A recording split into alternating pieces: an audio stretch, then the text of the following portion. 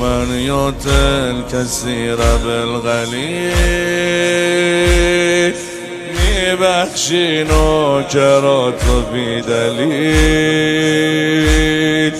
میبینی بازم التماسمو آقام آقام آقامت دخیل آقام آقام آقامت دخیل خطا دیدی کربلا دادی چقدر حاجت به گدا دادی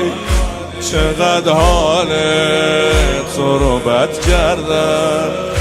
ولی تو به من حال بکا دادی الحمدلله که توی یارم ابا عبدالله الحمدلله که تو رو دارم ابا عبدالله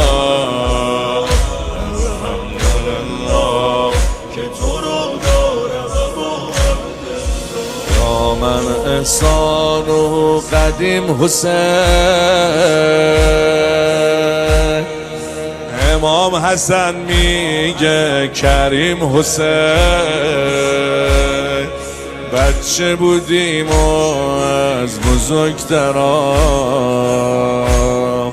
یاد گرفتیم فقط بگیم حسین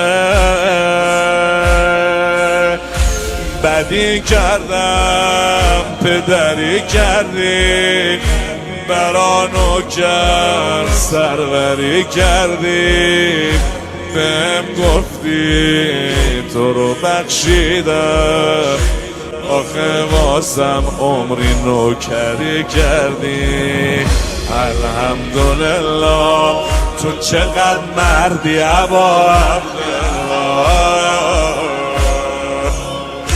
الحمدلله بغلم کردی ابا عبدالله